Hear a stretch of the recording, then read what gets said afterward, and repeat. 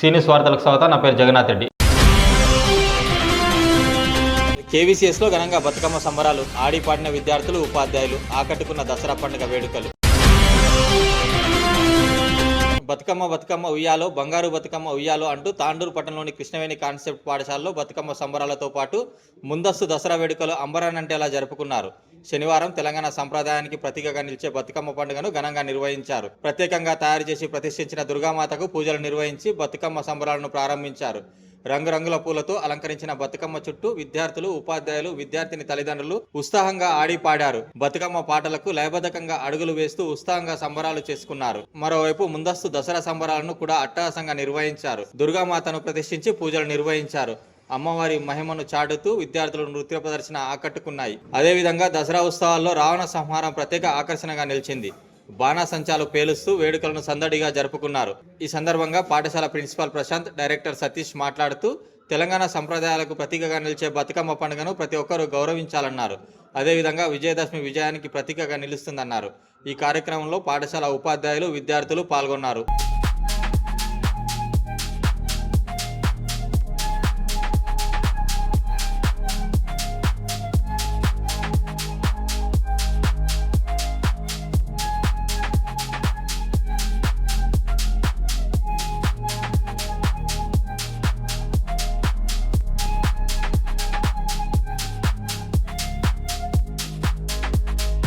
Pre Dasara వేడుకలకు విచ్చేసినటువంటి director sir గారికి, అదేవిధంగా నా ముందు ఉన్నటువంటి ఉపాధ్యాయులకు, పేరెంట్స్కి, విద్యార్థులకు అందరికీ కూడా శుభాకాంక్షలు తెలుపుతూ, మన హిందూ సంస్కృతిలో అనేక సంప్రదాయాలు మరియు పండుగలు ఉన్నాయి. మన తెలుగు సంప్రదాయంలో ముఖ్యమైన పండుగలలో దసరా ఒకటి. దసరా అంటే దేవి శరణవరాత్రులు. శరదృతువు ఆరంభంలో వచ్చే పండుగ కనుక ఈ పేరు వచ్చింది. దశ అంటే 10, హర అంటే ఓటమి. దశమి రోజు అధర్మానికి జరిగిన ఓటమి అని అర్థం. ఈ పండుగ సమయంలో అమ్మవారిని ఎంతో భక్తి శ్రద్ధలతో పూజిస్తారు.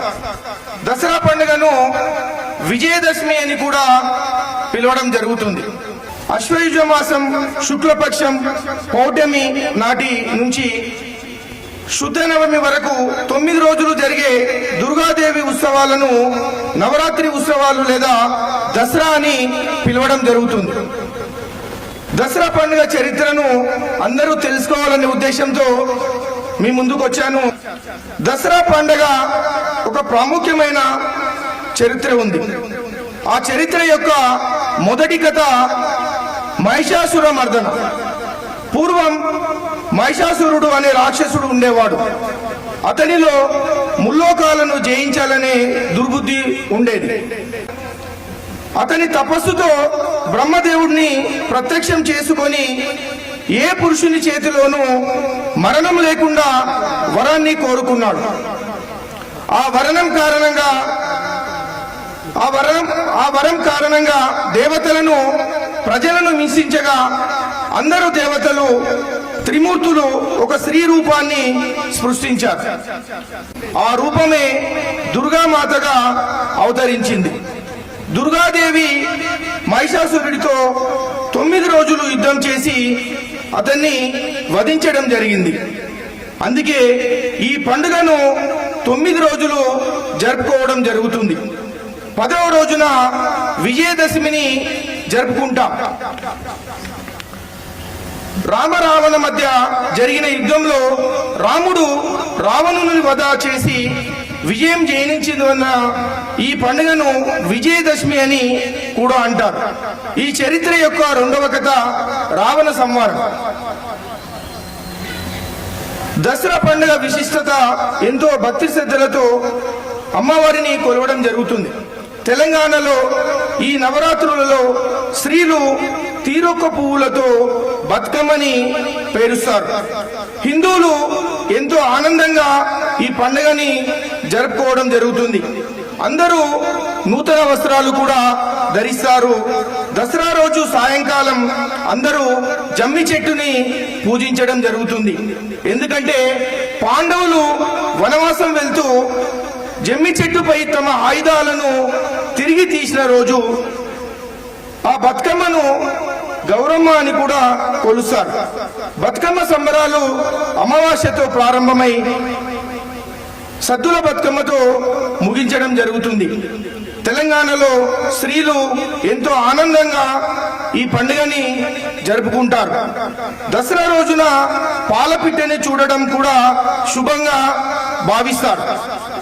మన పాఠశాలలో ఫ్రీ దసరా వేడుకలను ఎందుకు జరుపుకుంటున్నామంటే సాంప్రదాయ పరిచయం, భావి భారత పౌరులైన మీ విద్యార్థులు మన దేశపు సంస్కృతి ఆచారాలు తెలుసుకుంటారనే ఉద్దేశంతో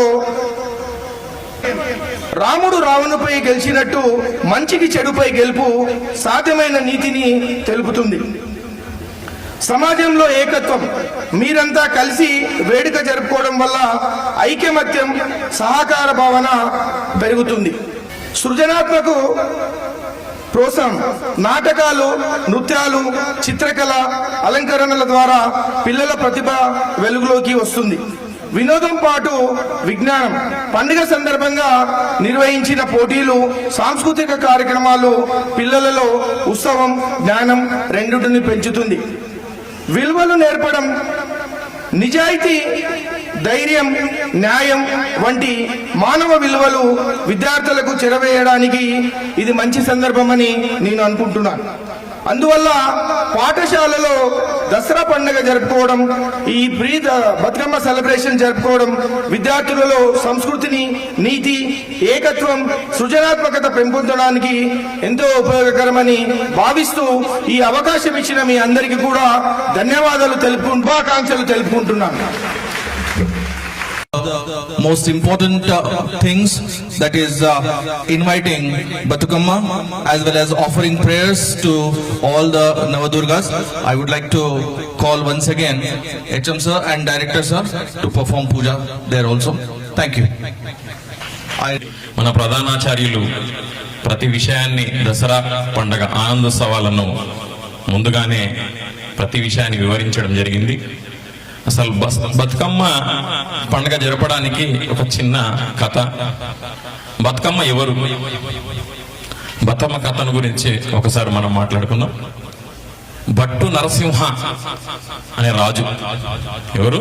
భట్టు నరసింహ. భట్టు నరసింహ సత్యవతి ఈ చోళ రాజ్యాన్ని పరిపాలిస్తున్నారు. ఈ చోళ రాజ్యం పరిపాలిస్తున్న కాలంలో పుట్ట ఆ సమయంలో బంధువులు, వారికి దగ్గరున్న వాళ్ళందరూ కూడా కోల్పోయారు. కోల్పోయిన తర్వాత చాలా చిన్నగా ముగిస్తాను ఈ బతుకమ్మ కథ. కోల్పోయిన తర్వాత వాళ్ళు ఏమైపోతుందంటే రాజ్యం వదిలి అడవులకు వెళ్ళిపోతారు. వీళ్ళు రాజ్యంలో ఏముండదు, ఇంకా బంధువులు వెళ్ళిపోతారు. అందరినీ కోల్పోయి అడవులకు వెళ్ళిపోయిన తర్వాత వీళ్ళు దీర్ఘ ఆలోచనలో పడిపోతారు. ఇద్దరు, సత్యవతి తర్వాత ఎవరు? భట్టు నరసింహ. దీర్ఘ ఆలోచనలో పడిపోయిన తర్వాత వాళ్ళు శ్రీ మహాలక్ష్మిని వేడుకుంటారు.